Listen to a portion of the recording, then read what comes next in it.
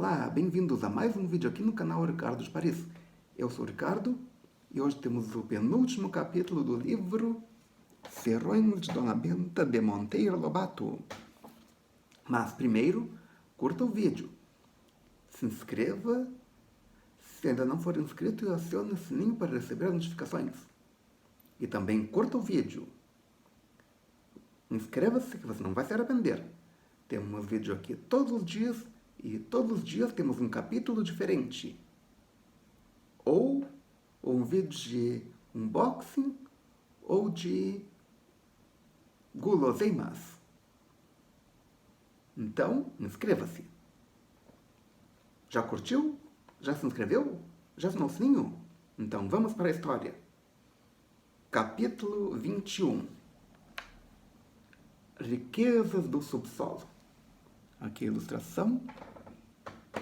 Uma demonstração de como é um poço de petróleo por baixo da terra. As camadas até o petróleo. Monteiro Lobato era muito entusiasta do petróleo. Naquele dia, a lição acabou no solo. No dia seguinte, começou pelo subsolo, que é a parte que fica debaixo do solo. No começo, disse Dona Benta, os homens só viviam e só se utilizavam das coisas produzidas pelo solo ou que estão no solo. E ainda hoje é assim na maior parte do mundo. E também aqui na nossa terra. Mas a ciência se desenvolveu nos países mais adiantados. O homem começou a sondar as entranhas da terra e extrair de lá muita coisa preciosa. Vamos ver, quem sabe, qual a coisa mais preciosa que o homem extrai do subsolo? Ouro, disse Narizinho. Energia, emendou Dona Benta. A coisa mais preciosa, isto é, de mais valor que o homem extrai da terra, não é o ouro, e sim a energia potencial que reside no carvão de pedra e no petróleo. Qual o valor de ouro anualmente extraído do fundo da terra? $500 bilhão. E o valor do petróleo e do carvão? 30 ou 40 vezes isso. Aí fica a pergunta. Qual quantidade de ouro, de carvão e petróleo é extraída anualmente? Se colocar o volume de cada um deles e o valor extraído, qual deles que é o mais valioso? E o que é mais valioso? Um barril de carvão ou o mesmo volume em petróleo, em ouro? Ou em petróleo? O que é mais valioso? Um barril de petróleo ou um barril cheio de ouro? Mesmo volume. Fica a dúvida no ar. Se você sabe a resposta, coloque nos comentários aqui embaixo. Eu acredito que seja mais valioso o ouro que o petróleo em peso. Mas, em volume ou em volume, não sei. Acredito que seja ouro. A diferença é que a quantidade de petróleo extraída por ano é muito maior que a de ouro. Que diferente, se exclamou o menino admirado. Sim, a diferença é enorme. O valor maior é a energia. Em seguida vêm os metais como o ferro, o cobre, o chumbo, o estanho, a prata, o ouro, etc. E ainda outras substâncias de muita aplicação na indústria. Mas a grande coisa é a energia potencial que a indústria transforma em energia mecânica. Mas se a energia potencial do carvão e do petróleo são as mais valiosas, não quer dizer que sejam as únicas. Do fundo da terra brota espontaneamente uma energia sob outras formas, infelizmente inúteis para o homem. A energia dos vulcões, por exemplo. Se pudéssemos aproveitar, armazenar a energia de um vulcão em atividade, teríamos força para consumir durante séculos. Outra fonte de energia são os geysers, ou fontes naturais de água quente. Mas podem os geysers ser aproveitados? Indagou Pedrinho. Podem, não há dúvidas. Mas só localmente e em pequena escala, porque não há muitos geysers no mundo. Já o carvão de pedra e o petróleo existem quase que por toda parte. Também não é tão abundante assim, por toda parte. Aqui no Brasil, as maiores bacias petrolíferas estão no fundo do mar, que é de difícil acesso.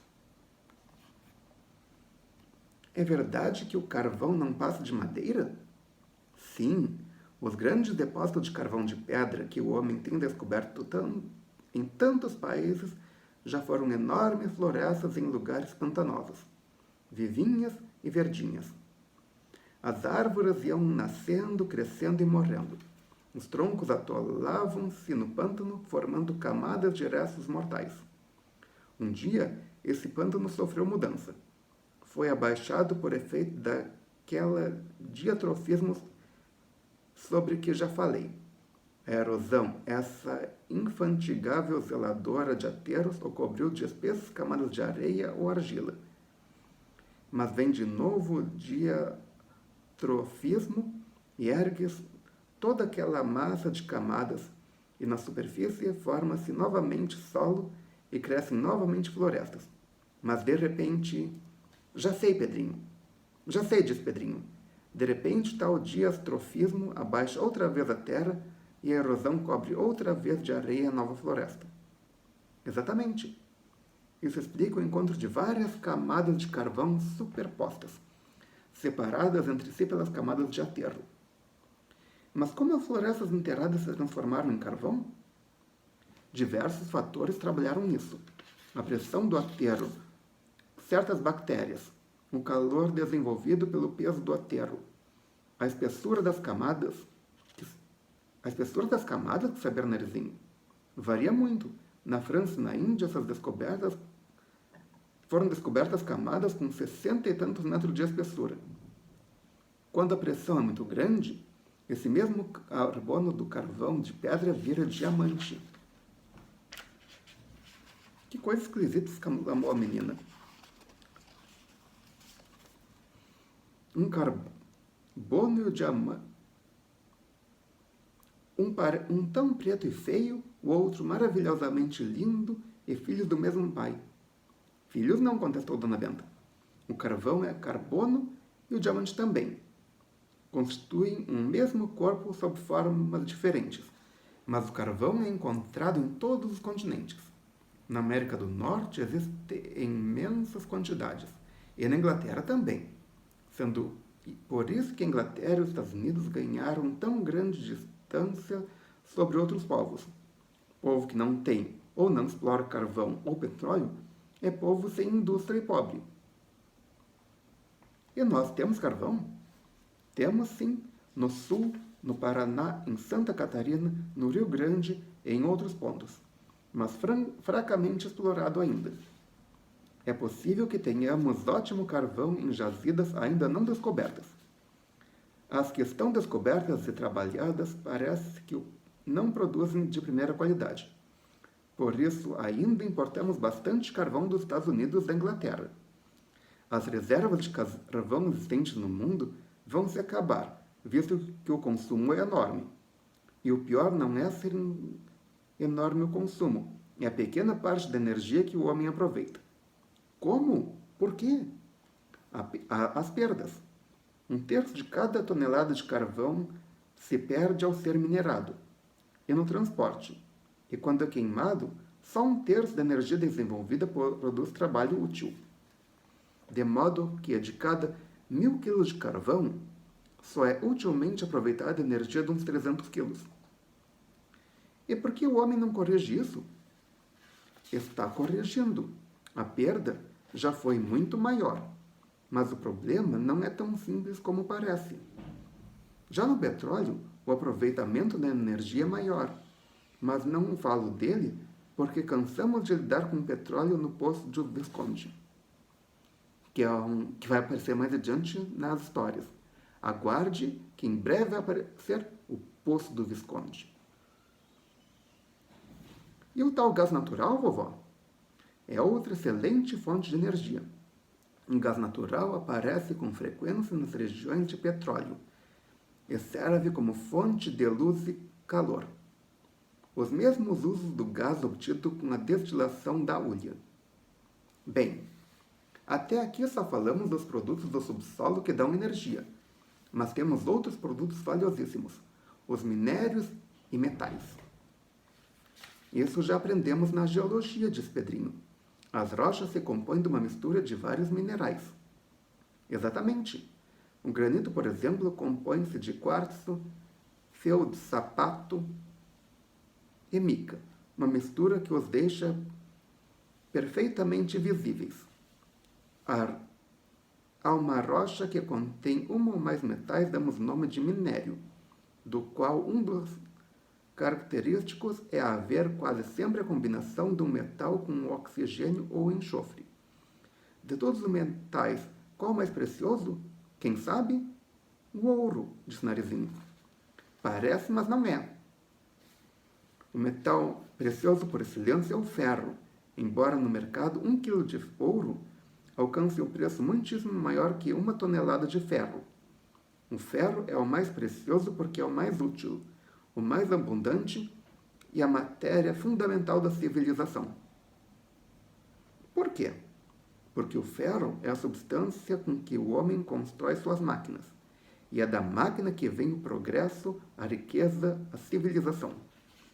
Mas o ferro raramente é encontrado puro, e mesmo depois de produzido nos altos fornos, ainda não fica perfeitamente puro, está sempre combinado com um pouco de carbono.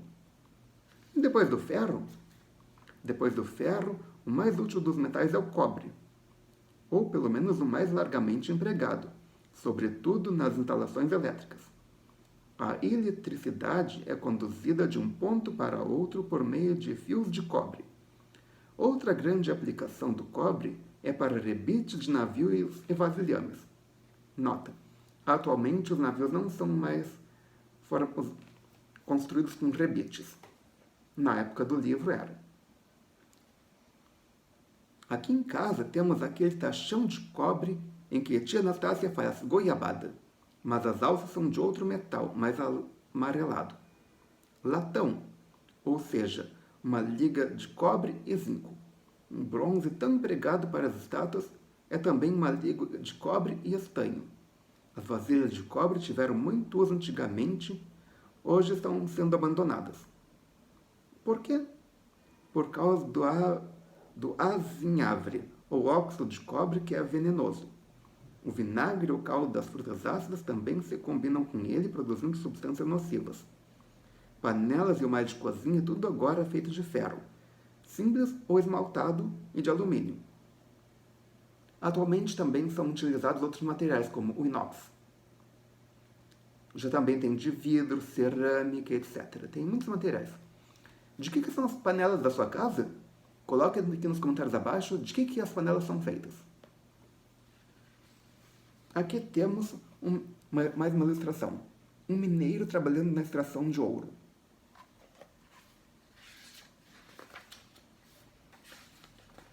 Por falar em alumínio, que metal é esse? O alumínio não existe na natureza no estado em que o homem o emprega.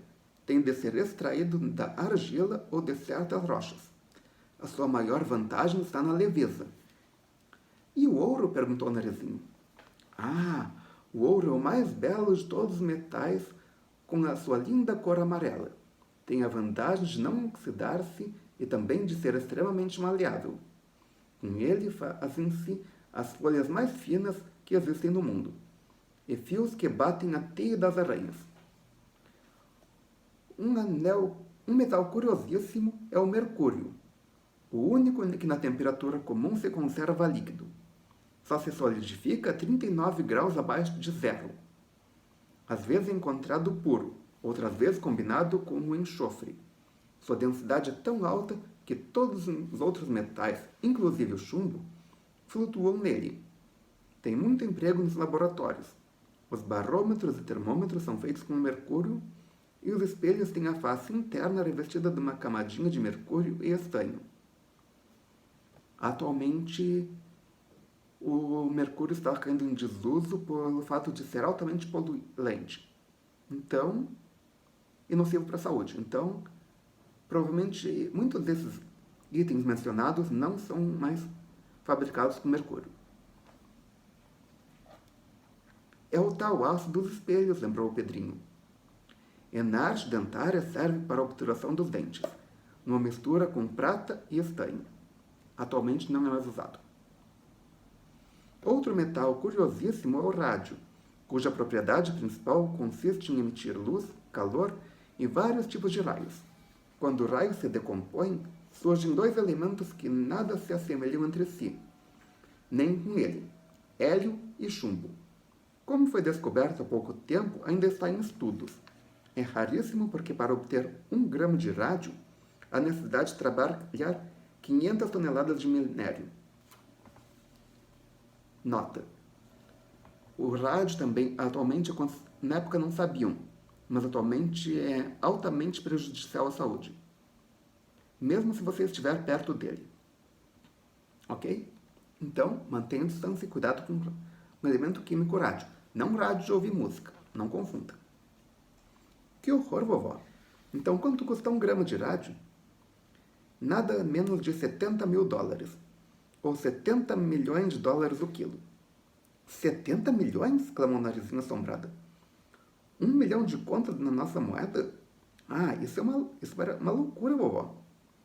Por causa desse preço elevadíssimo, o comércio do rádio não se faz às toneladas como o do ferro, nem aos gramas, como o ouro, mas aos miligramas, e atualmente a coisa mais rara e preciosa que há no mundo. O rádio, o ouro e outros de menor importância são metais. O rádio e o ouro e outros de menor importância são minerais metálicos. Há ainda os não metálicos, como por exemplo o giz. O giz é um calcário formado de casquinhas de animais marinhos extremamente pequenos. A cal é outro calcário que obtemos queimando a pedra calcária. Tem enorme emprego na construção de casas para reboco ou caiação. Caiação, o que é? Se você sabe o que é caiação, coloque nos comentários aqui embaixo. Ok? Quero ver quem é o primeiro a responder o que é caiação e em que parte da casa é feito e como. Onde é que está? A argila é uma combinação de alumínio, sílica, oxigênio e água, usadíssima para tijolos, mantilhas, telhas, potes e panelas. A argila muito pura e sem ferro dá a porcelana. Um mineral interessante é o amianto, ou abesto. Nota. Amianto atualmente também está caindo em desuso pelo fato de ser perigoso para a saúde. Apresenta-se fibroso como madeira apodrecida de pinheiro. As fibras dobram-se sem quebrar e têm brilho. A principal propriedade do amianto é não ser afetado pelo fogo. Não derrete nunca. Daí a sua aplicação na defesa contra o fogo. Tecidos para roupa de bombeiros, cortinas de teatro que separam um palco da plateia, tintas incombustíveis em que ele entra um pó, etc. Quem tiver qualquer coisa a defender do fogo, embrulha em amianto. Temos depois cristais cuja família é enorme. Um cristal de rocha, de que há muito no Brasil. Encontra grande aplicação na indústria da ótica. As lentes dos microscópios, dos telescópios e das câmeras fotográficas fazem-se com ele. Atualmente também não é mais usado para isso. A maior parte das lentes é feita de acrílico atualmente. Ou seja, não é mais de cristal de rocha. Essas são as principais substâncias que o homem extrai do subsolo, para 1000 empregos na indústria. Como vocês veem, há muita coisa de valor enterrada. Por isso, os povos que prestam atenção ao subsolo e de lá arrancam esses minerais enriquecem. Cada ano, os Estados Unidos extraem do seu subsolo riquezas no valor de 100 milhões de contos. Infelizmente, cá no Brasil, ainda não nos voltamos para o subsolo, apesar de o termos na mesma proporção que os americanos, já que os territórios dos dois países mais ou menos se equivalem. Por que é assim, vovó? Por vários motivos, meu filho. Lerdeza e ignorância do povo, falta de iniciativa bem orientada, ausência de técnica moderna, escassez de capitais, uma porção de coisas. Bom, sobre a divisão das rochas em ígneas, sedimentares e metamórficas, não falo porque vocês sabem de cor, de tanto que mexeram com a geologia do Visconde.